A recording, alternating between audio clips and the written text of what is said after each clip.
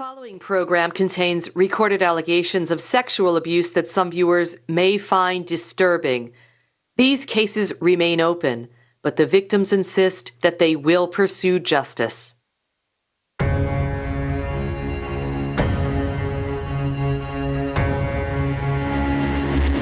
Hollywood, the land of movies, stories, and fairy tales.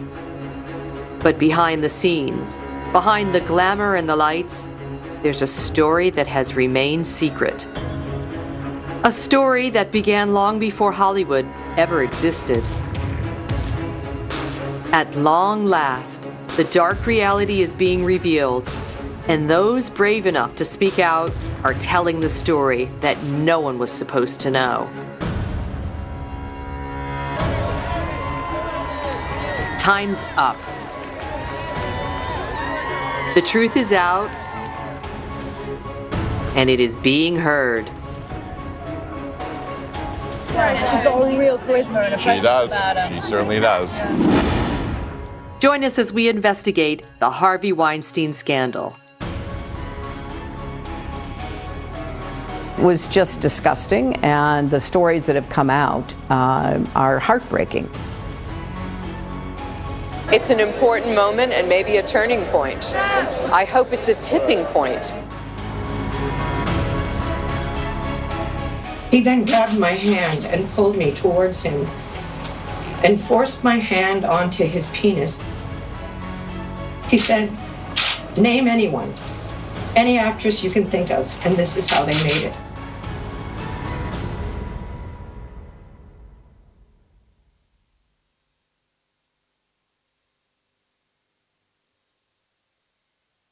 There's no one in Harvey's world that didn't know what a horrible human being he could be. There's no one in Harvey's world, friends, family, associates, professional colleagues. Everyone knew he was a bully. Everyone knew he was mean. Everyone knew he did what he had to do to win. That doesn't mean everyone knew he was a rapist.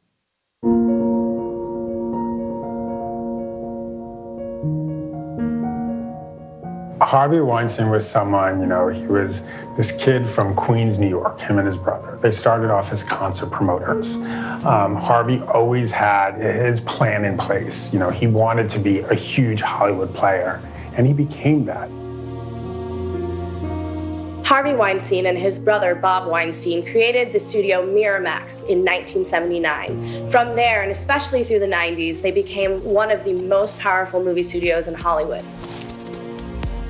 Miramax became especially known for their Oscar pushes for films. They were the studio that if you wanted to hold up that golden statue at the end of the season, that you should go to. So they had countless hits, including Pulp Fiction, Shakespeare in Love, and through those, they allowed their actors and actresses to say thank you to the Academy. Sometimes we find ourselves competing with movies that cost $100 million, have the biggest movie stars in the world. They talk about us spending money because maybe we're spending more than an independent, but probably half of whatever major studio spends in town. So there's a dichotomy there. It's all of a sudden, I think I was out there, honestly, for the little guy to say, I'm sorry, you just can't take this, you have to earn it too. It's the hallmark of my company, and I'm going to continue to do that. In 1993, the Walt Disney Company offered Weinstein $80 million for ownership of Miramax, and the brothers gladly accepted. The accolades and awards continued to flow in with films such as Good Will Hunting in 1997 and Shakespeare in Love in 1998. The latter infamously beating Saving Private Ryan for Best Picture at the Academy Awards. I'm one of those kids from Brooklyn and Queens who used to watch the Oscars and root and cheer and had dreams. And I just wanted to dedicate this, as everybody does, mine anyhow, to all those kids out there and tell them to break the rules. So an Oscar campaign is pretty interesting, and it happens every single year, but Harvey Weinstein is the master of this. He basically invented it. What they do as a film company is the film company will get behind a film that they think has a really good chance of getting nominated for an Oscar. They will do meet and greets with some of the actors, with all of the voters at the Academy. They'll do screenings, they'll do parties, they will push the film on TV with lots of ads saying it's the best picture of the year, even if it hasn't been named the best picture of the year yet. Getting the idea out there that this is a quality film and you want to give it an Oscar. To be cast in a Miramax movie or a Weinstein Company movie, that's huge. That's big, especially for someone who's just starting out. You know, Harvey was seen as someone who championed these smaller films, more artistic. He was an actor's producer, a director's producer for more refined tastes. So, you know, to be cast in a Miramax movie, to know that Harvey was behind you, it was, you know, it was a great badge of honor in this town. You know, to know that Harvey Weinstein was, you know, pushing you for an award, for an Oscar, you couldn't have asked for a better strategist. Harvey and Bob left Miramax in 2005 and formed their own production company, the Weinstein Company. With an ever-expanding repertoire of films and stars to his name, Harvey became, arguably, the most powerful man in Hollywood.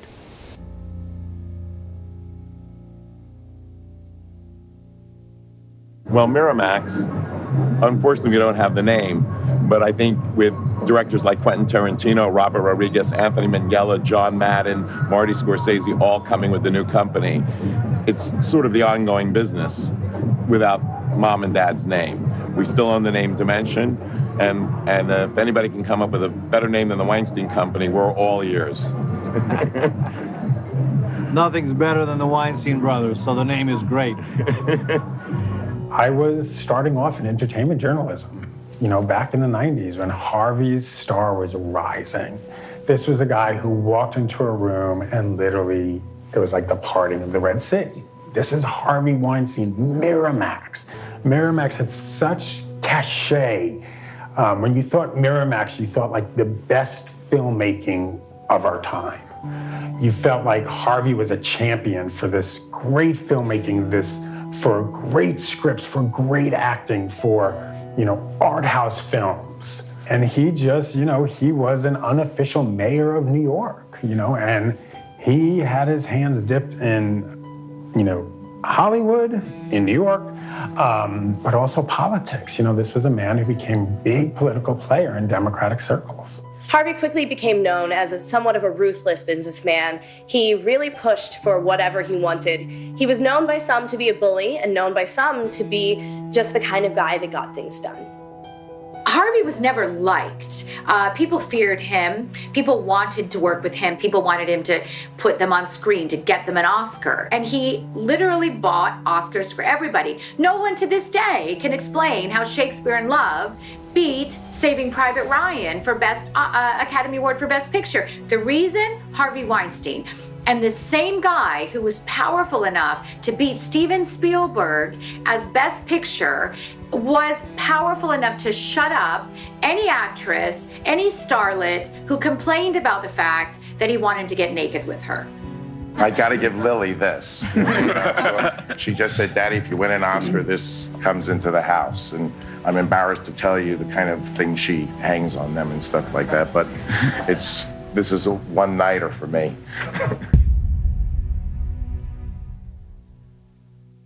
Winning the Best Picture helps make the night go great. And Best Actor didn't hurt, and Best Director didn't hurt that, and Screenplay wasn't bad either. So it's pretty great. At this point in your career, I mean, do these things still surprise you? I loved it. It's fun. Come on, I've been loving this since you're a kid. It's like the World Series for guys. Okay? Thank you. What happened with Harvey, we all knew he was a bully. And bully's putting it lightly. You know, bully sort of encompasses everything now, you know, from, you know, simple name calling to, you know, physical attacks. But he was mean. He was degrading.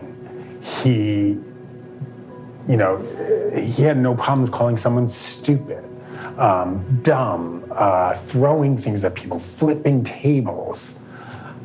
So when these young actors, you know, were around Harvey, everyone knew what he was. This is not a surprise. We all knew what a monster he was.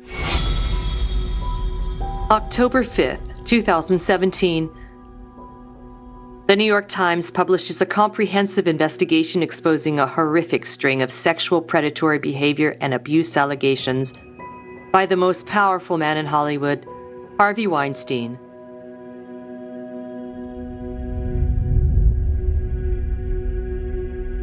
When the New York Times story broke, unfortunately, no one was surprised. What I keep saying is the allegations against Harvey are unbelievably believable. We all heard rumors about Harvey. We all heard the bullying. We all heard how horribly he treated people. We heard the womanizing. We heard he was maybe too pushy with women. I do think, though, people were shocked, absolutely shocked by the extent of how horrific his actions were. A lot of people have asked me, and there are a lot of people in the business, people say, everyone knew, didn't you know? I heard rumors, that's what I heard. I didn't know in any way, shape, or form about these allegations of rape. I don't think most people did. Again, I think most people knew that he was not a nice person. But once you heard these awful, horrendous allegations, you sort of put two and two together and said, of course he did that. The allegations span 3 decades and disclosed instances of indecent exposure, inappropriate touching, non-consensual advances, and most distressing of all, rape. When the New York Times broke the story, it wasn't the first time a news outlet had tried. New York Magazine, New York Times, both had tried in the past to do a piece about Harvey Weinstein and all the rumors. Both times they were scuppered by Harvey's team of legal eagles who threatened and called up and screamed and pulled out all these reasons why they were going to sue if the stories went public. When the New York Times actually published the piece, I believe that it was their thorough reporting and also the willingness of a respectable actress such as Ashley Judd to go on the record about what had happened to her, which gave it believability and credibility.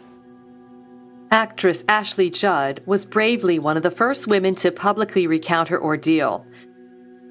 She stated that over 2 decades ago, she met Mr. Weinstein in his suite at the Peninsula Beverly Hills Hotel for what she thought would be a breakfast meeting.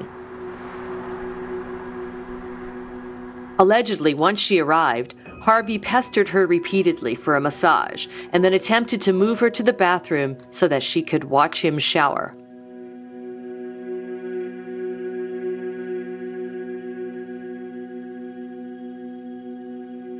Judd immediately told her agent, Michelle Bohan, but was helpless to take any further action.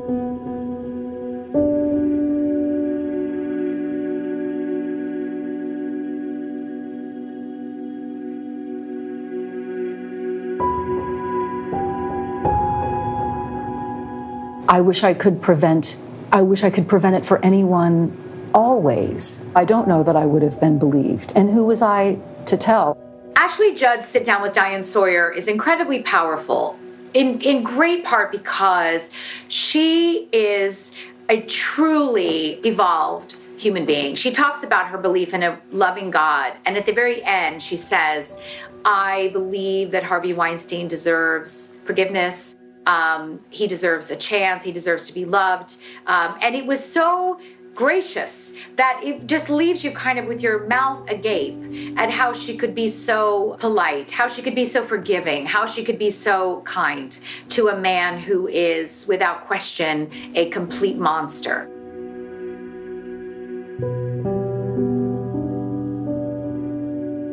The article also told Emily Nestor's story, a former Weinstein Company employee, who, according to her statement, was given an ultimatum in 2014. If she would accept Mr. Weinstein's sexual advances, he would boost her career. Nestor's colleague Laura Madden also claims that she was pestered by Mr. Weinstein to give him a naked massage.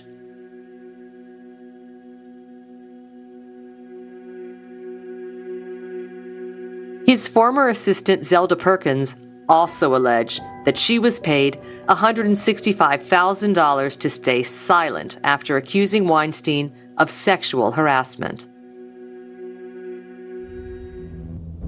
October 9th, Harvey Weinstein is forced out of his own company by the board of directors as unassailable disciplinary action.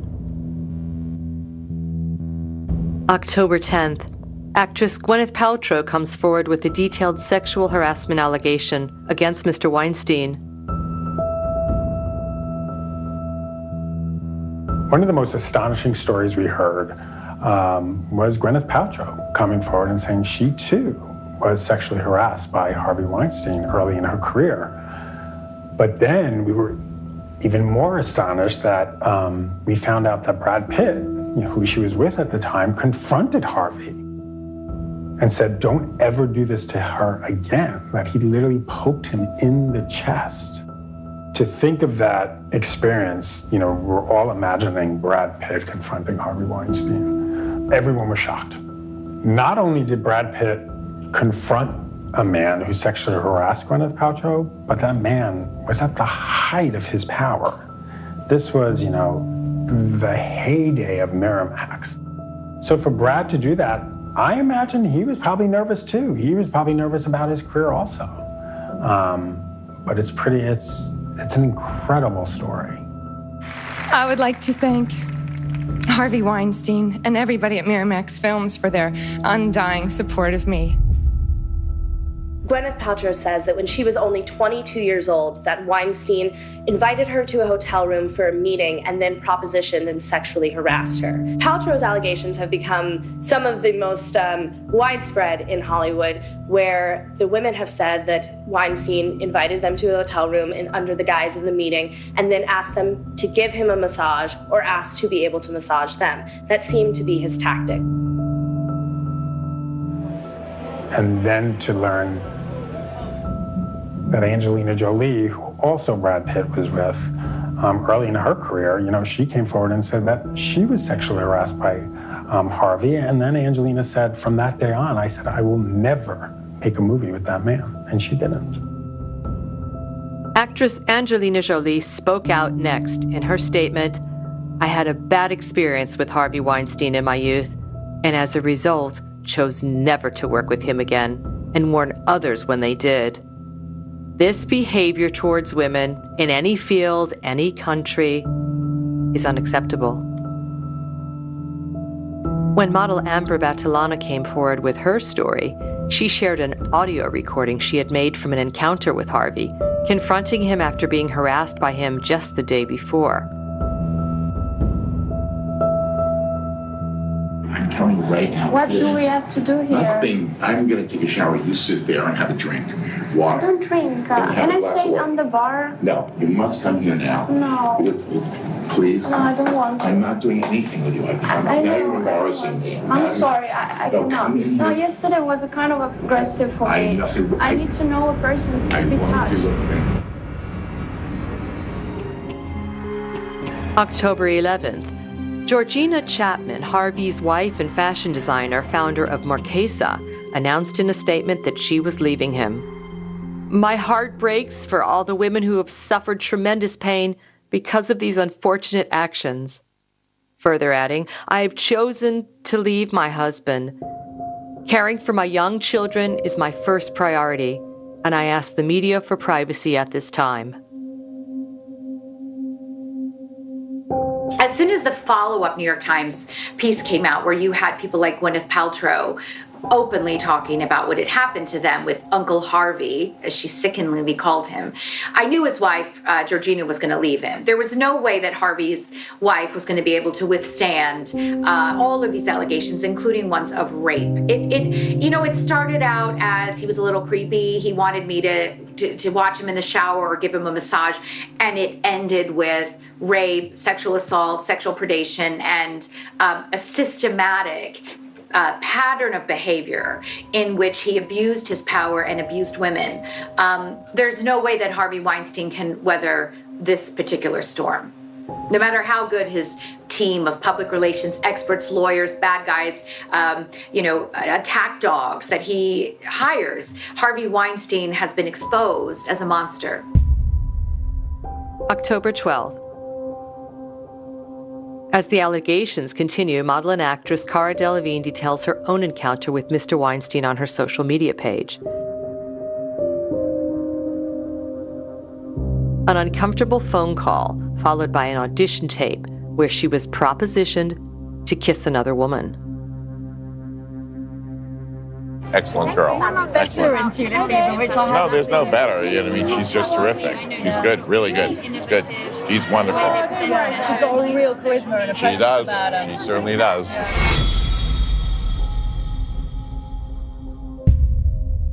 October 13th. Actress Rose McGowan bravely steps forward accusing Harvey Weinstein of raping her at the 1997 Sundance Film Festival. In 1997, Rose McGowan attended the Sundance Film Festival along with Ben Affleck and Matt Damon and Harvey Weinstein. There was an incident that happened in the hotel suite on the top floor where Harvey Weinstein, according to Rose, raped her. This is something that Rose is talking about in her book, Brave, where she details her experience at the hands of the Hollywood monster. What's further disturbing is that Rose came down the next day and told, according to her, Ben Affleck and Matt Damon what Harvey had done to her. And the reaction was to, I told him to stop doing that. You know, it wasn't call the police, what can we do to help? Let's call a lawyer, let's prosecute him. It was, I told him to stop doing that. It was shrugged off, it was minimized, it was brushed off, and as Rose says now, that experience in that hotel room has been strapped to her back for 20 years. Harvey Weinstein's lawyers has denounced Rose McGowan's claims, insisting that private emails sent between Mr. Weinstein and Ben Affleck contradict Rose's allegations and that sexual assault was never mentioned.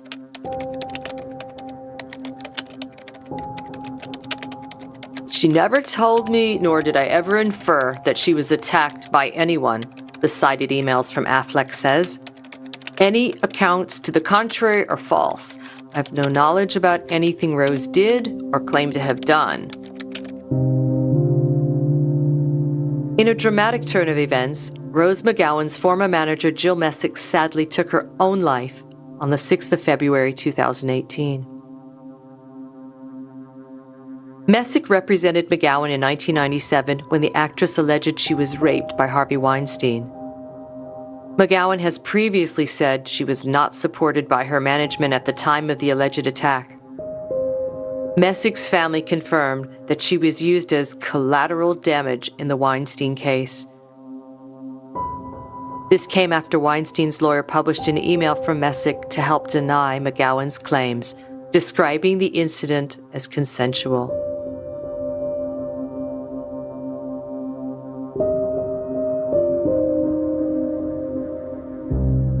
October 14th, the Academy of Motion Pictures Arts and Sciences Board would revoke Harvey Weinstein's membership. He is really watching his entire career sort of collapse at this point, and he's being kicked out of a lot of the esteemed guilds and industry organizations. We've seen him kicked out of BAFTA. We've seen him kicked out of the Academy of Motion Picture Arts and Sciences. He was just kicked out of the Television Academy, Producers Guild. Nobody wants him, honestly, because it's an honor to be in any of these guilds or associated with some of the people who have worked so hard in the industry. And you know what? At this point, we're just like, you're not holding up the ideals of the organization, so we have to say goodbye. Well over 2/3 of the Board of Governors decided that they weren't going to put up with all of these, claims of sexual abuse, and they decided to revoke Mr. Weinstein's membership in that academy. Academy of Motion Picture Arts and Sciences Board of Governors met today to discuss the allegations against Harvey Weinstein and has voted well in excess of the required 2/3 majority to immediately expel him from the Academy. Do so not simply to separate ourselves from someone who does not merit the respect of his colleagues, but also to send a message that the era of willful ignorance and shameful complicity in sexually predatory behavior and workplace harassment in our industry is over. October 15th. Actress Kate Winslet tells the LA Times that in her Academy Award acceptance speech, she intentionally avoided thanking Harvey because of his treatment of her during The Reader in 2009. 2 further allegations of rape came forward on this day. Actress Lizette Anthony, accusing Weinstein of the crime in the late 1980s, and another woman who wishes to remain anonymous, stated she was raped in 1992.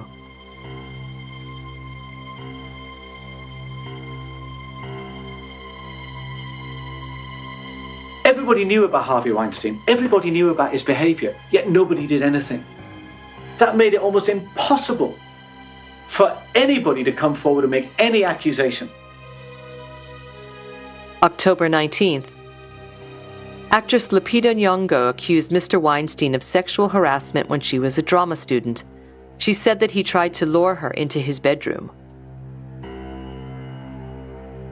In more recent years, Cara Delevingne and Lupita Nyong'o have come forward saying that Harvey Weinstein harassed them.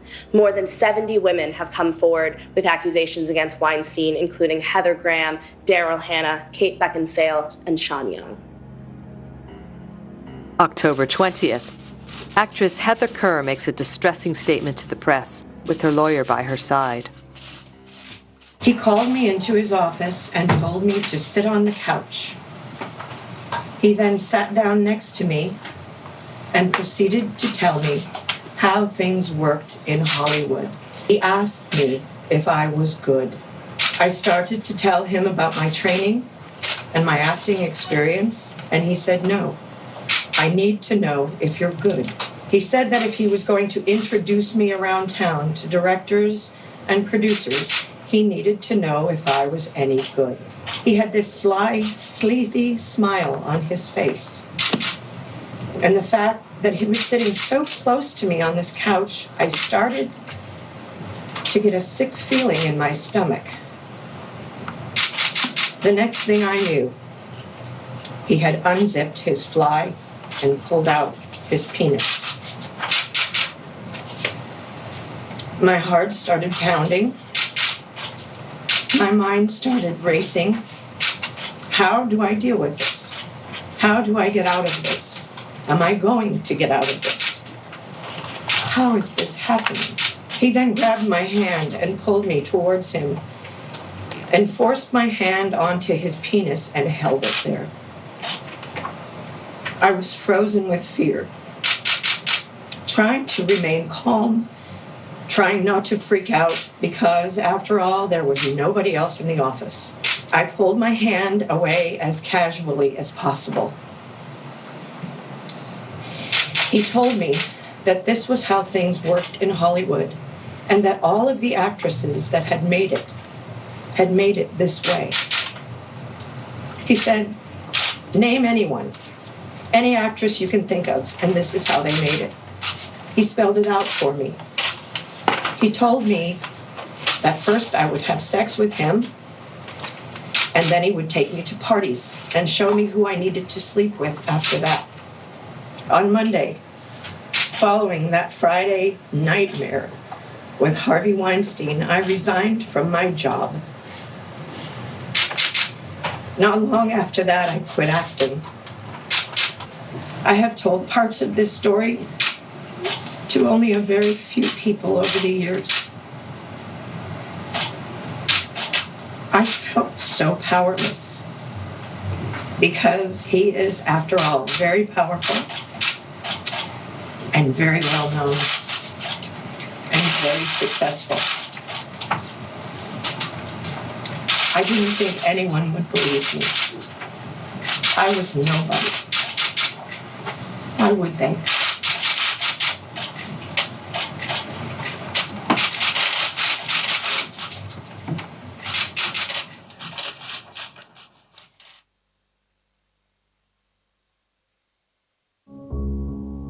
So we've seen other cases in Hollywood, and these men have been forgiven in some ways, but I think people are starting to reconsider whether they should be forgiven.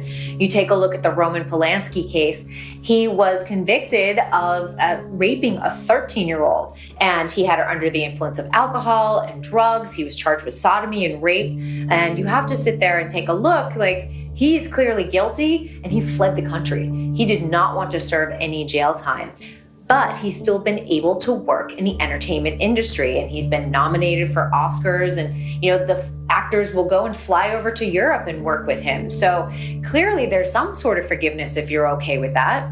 And then you take a look at Woody Allen, and again, A-list stars are always willing to work with Woody, even though, and we all know this, that he went and had an affair with his stepdaughter, who was under 18 at the time, and then it continued on until she was a legal age. And now they are married and they have kids. But come on, it's really creepy. And on top of that, he was then accused of molesting another one of his wife's siblings. And it's really complicated, and it's gross and everything else. But again, actors aren't saying, you know what, I shouldn't be working with him. But now I think people are really going to open their eyes. No one was immune. Even Joan Collins, who was very famous at the time and was up the lead part in Cleopatra. Cleopatra, she was the front runner for the role. And she said, the director basically said to her, if you really want this role, you have to be nice to me, which in the 1960s meant have sex with me. She didn't, and she lost the role ultimately, of course, to Elizabeth Taylor. But no one is immune. Helen Mirren talked about how one particular director, Michael Winner, treated her like a piece of meat. You go from the most kind of prestigious, powerful, respected leading lady to the youngest ingenue reality star starlet. Everyone at every level seems to have experienced something like this. One of the most famous cases is Tippi Hedren and director Alfred Hitchcock. Now, he was obsessed with her, and she was a part of his muses that they were called his icy blondes. And I think what was interesting is that in her book last year, Tippi actually talked about several incidents where he was sexually harassing her, he was sexually assaulting her, and she was constantly fending him off. Oftentimes he would throw himself on her, he would touch her inappropriately. And if she didn't respond, he would, not only be mean to her, actually downright cruel, but he also told her one time, I'm going to ruin your career if you don't sleep with me. And essentially, that is what he did.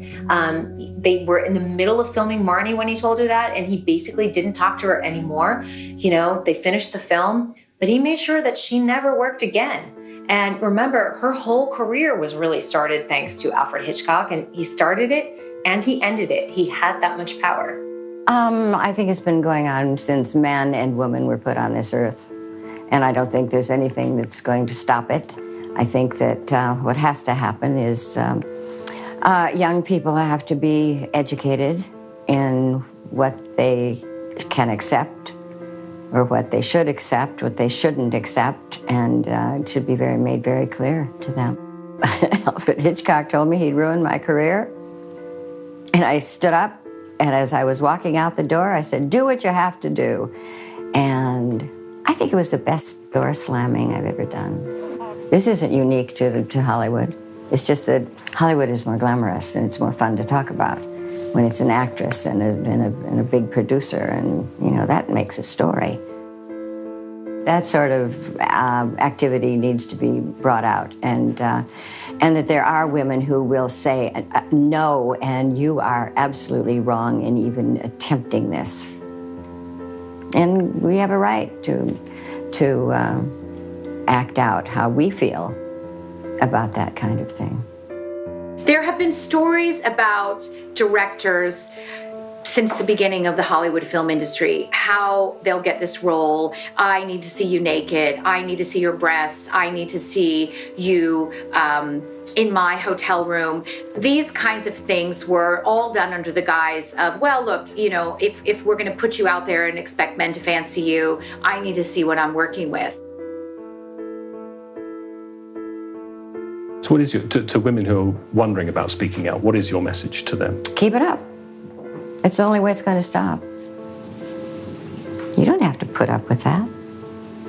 There's not a reason in the world not a good one.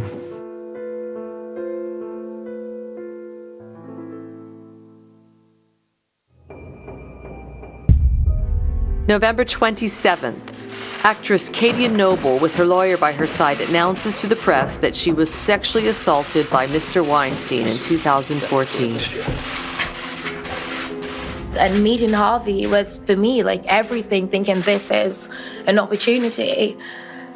So I everything in which I believed in and believing that there's a second chance, like for me, he was that man. He took hold of me and pretty much forced me to walk with him to the bathroom, where he stood me in front of the mirror and he stood behind me, and I was like, what are you doing? And I'm like, and he's like touching me, rubbing me, and he's like, just relax. And I'm telling him to stop, and he would raise his voice, but at the same time he kept reassuring me that everything's going to be okay. And he was rubbing my breast, and like he placed his leg between mine from behind and was rubbing against my vagina, and he pulled my, because I had a dress on at the time, and he pulled it down, exposing my breasts, and oh, it felt so stupid. I would say to him that people believe in you,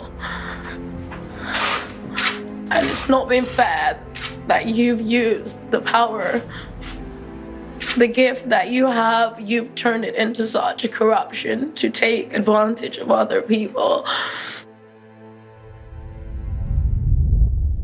December 4th, former Weinstein Company employee Alexis Kahn Anselmo shared her own emotional story. I had kind of created a safeguard of how I could avoid those situations, and I never was in a hotel room with him alone again. There's a lot of shame around that experience, and then you ask yourself, why did I work for this person after that? Why didn't I see it in the way that the world has seen it now when it happened? I think that the secrecy around it is probably a big part of that. And there are days that I feel really angry and upset, and times when, you know, you feel that that person really is a monster and they deserve whatever is coming to them. But it's also not that, I've found that it's not that helpful for me in terms of my healing and understanding to feel that anger. It doesn't do anything to serve me.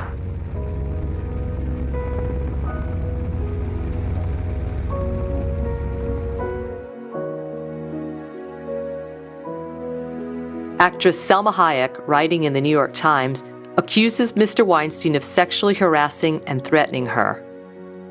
Over 70 women have come forward with allegations against Harvey Weinstein. The women who have come forward now, unfortunately for most of them, they've been carrying this around for years, even decades. Hopefully, there's a power in the number of voices who've come forward, that they're able to find the strength and able to get through it because there are other victims, because they're not alone, because they've seen other victims who've walked through it. But I think it's unfortunate that they do have to relive this after, let's say, 30 years, 3 decades, you know, and maybe only your closest friends knew, maybe no one knew. And then it's, you know, with stories like these are serious allegations, no matter who they're against, no matter what you think of that person, you know, so when these stories are coming out, it's not simply you get to tell your story and it gets in the paper.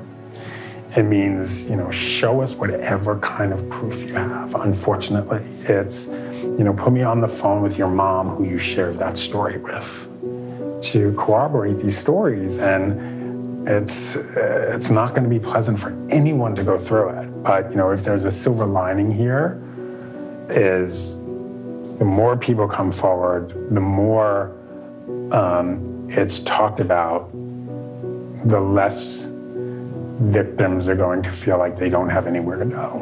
And now they can go somewhere that it's not shameful. It's not something that's going to threaten their entire lives, that they could survive. The allegations of sexual abuse did not stop at Harvey Weinstein. Several other key figures in the industry have been revealed for their malicious behavior. The allegations against Harvey Weinstein, Kevin Spacey, and others in Hollywood are angering because it is a sign that these people are using their positions of power, and in some cases the familiarity that you feel with seeing these actors on screen, to victimize others. They're using their power to create a culture of fear and harassment. I was so happy. Like, there's a level of sweet, I don't even know the word for it. If Harvey can fall, none of them are safe. There's so much to be gained by exposing the truth. He might be exceptional in terms of the years and the numbers of women he targeted, but this is a culture in Hollywood. It extends well beyond Harvey Weinstein. There are dozens of other Harvey Weinsteins in Hollywood. I think so many people knew that this was going on. Maybe not on the level that we know now, but we knew it even on lower levels. And it's hard to imagine that his brother knew nothing. His brother at least knew that his brother was cheating on his wife. He knew that he was abusive to coworkers, that he was, angry a lot at the time. A lot of behavior that we see when it comes to abuse, sexual assault, sexual harassment. The sad thing is that it's how big the scope of everyone in the industry knew. It wasn't just actresses who had been victims. It's also other men that had been aware of it. It's people in my industry on the reporter level. We knew some stuff had gone on, and everyone remained silent because he was that powerful. They picked on the wrong guy. They picked on the wrong movie. They picked on the wrong thing.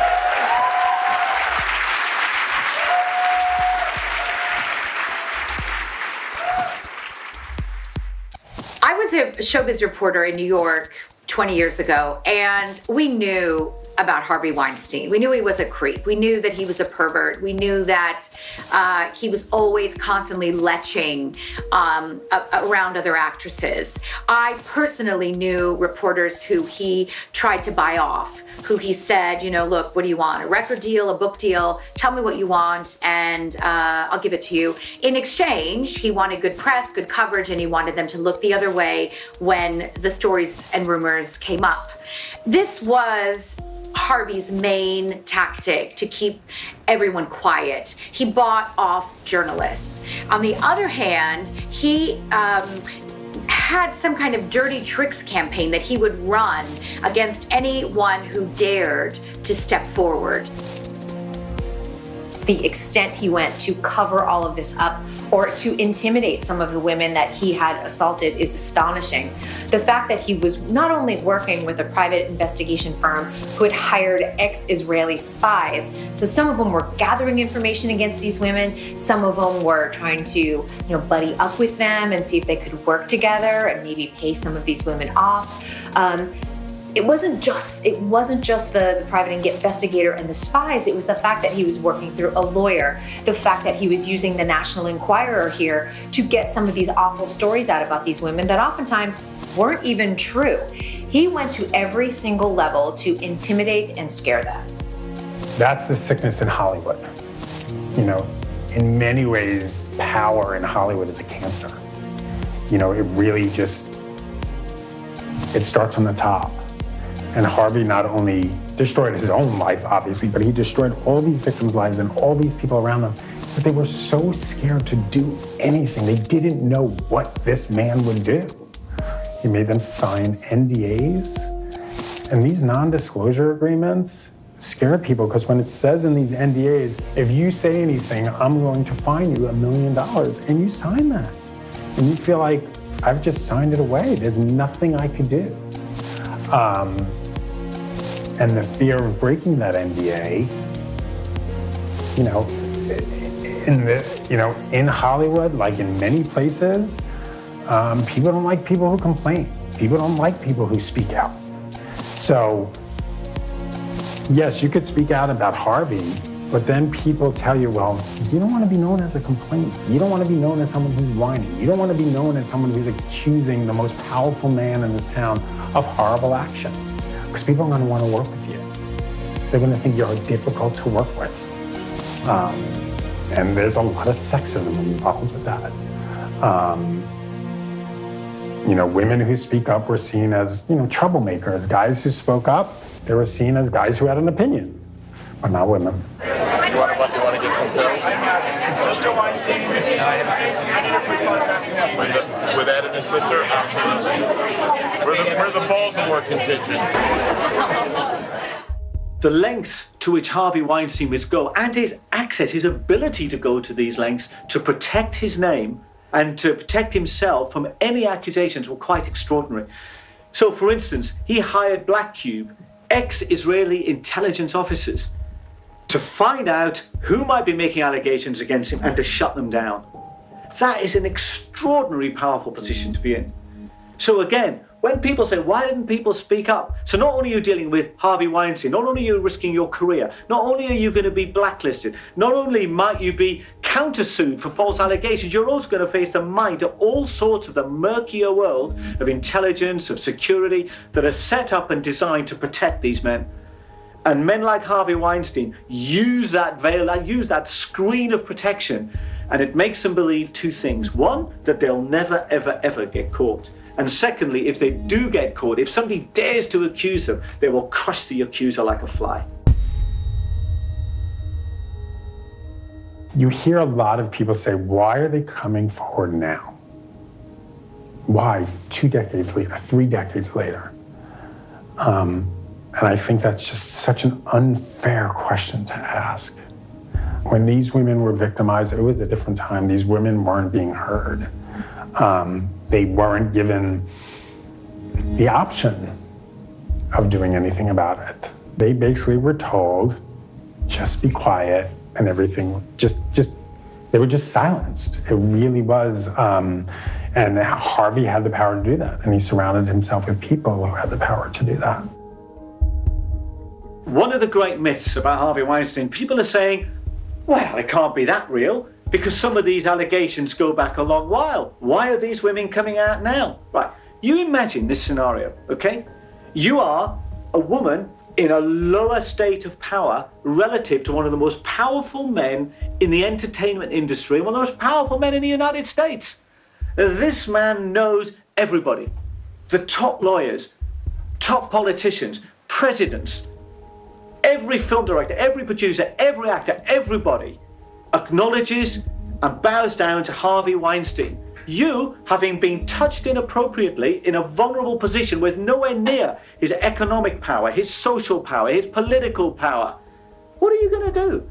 You're going to think, that wasn't right. And more often than not, you may even turn around and think, was it something I did? This is what's most pernicious about people like Harvey Weinstein, because their power is so great, and the women he abused were powerless relative to him, until now, relative to him, they might think, well, what did I lead him on? Was it something I did? And the answer to that is an absolute and categorical no.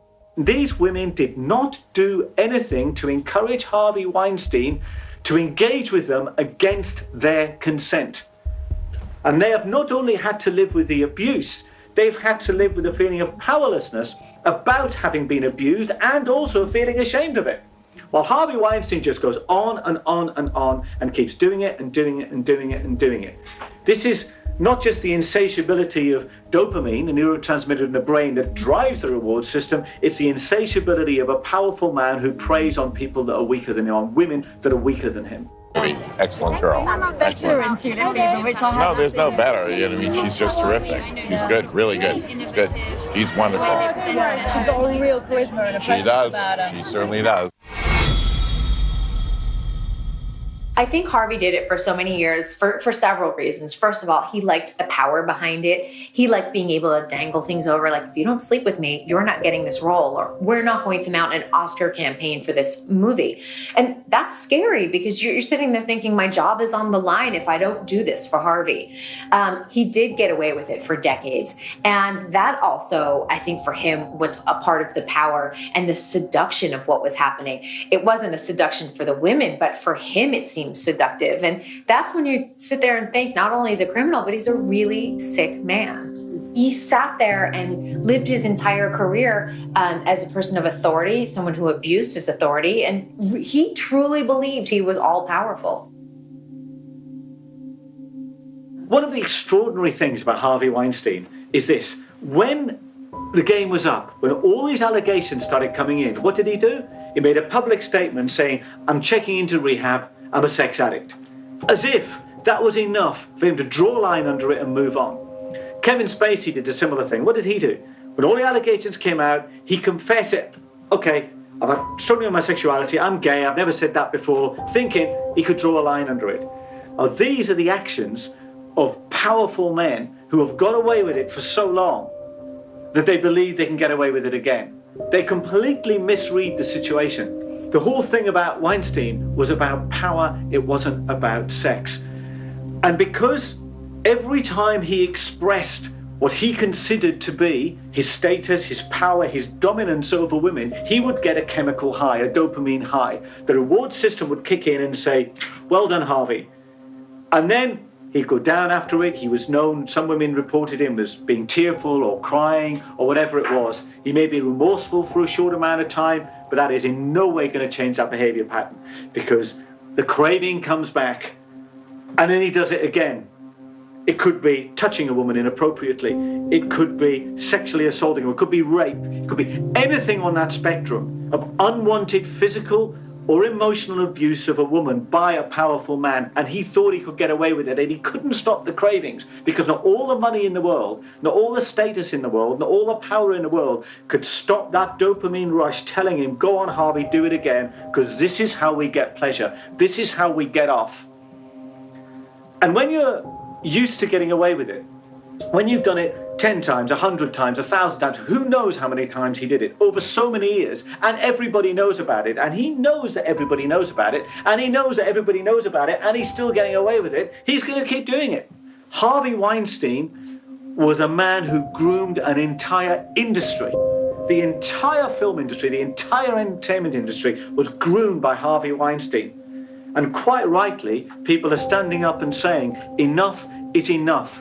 If men get their rush from abusing women, well, too bad, they've got to pay a price for it. And it's time for them to get their rush from doing something else that's safe and legal and consensual, whatever that might be.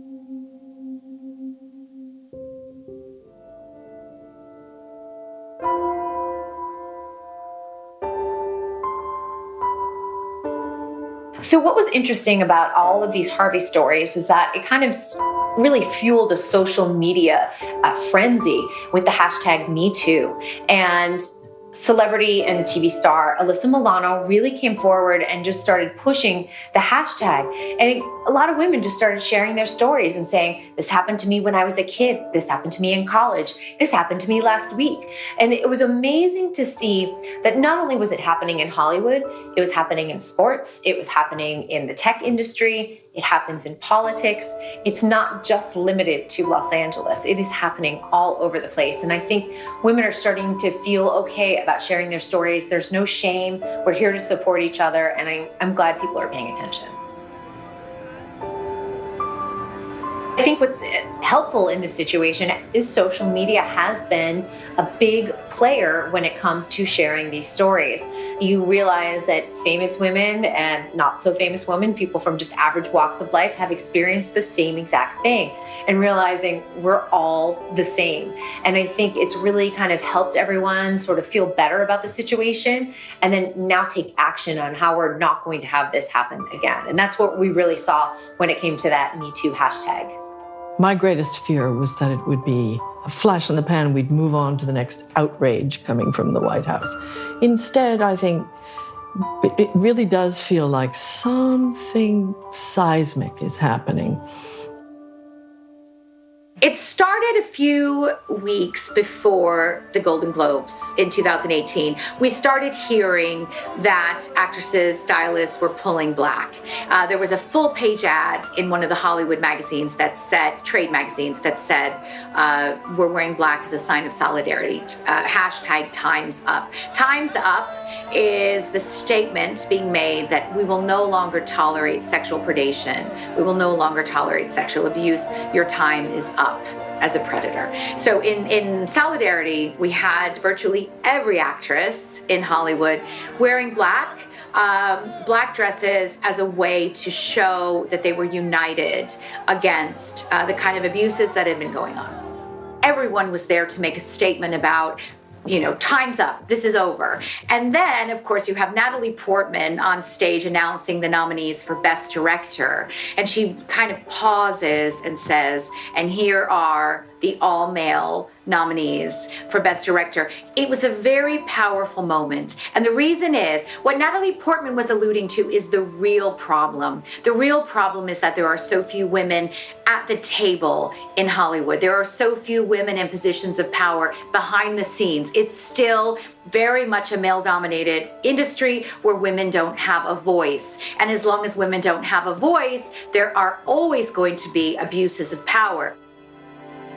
I think everyone is going to be talking about this moment tonight, and we are merely amplifying what a lot of people have been working for in the country a long time, for social justice. And I think because we're Hollywood and we're in the spotlight, we have sometimes I feel like we have a responsibility to address issues, and especially since just in light of what happened last year, and all these brave women coming forward and telling their stories about harassment and sexual abuse in the workplace. If this is just the beginning of people talking about it, talking on a red carpet about such things, it's got to be a good move, you know.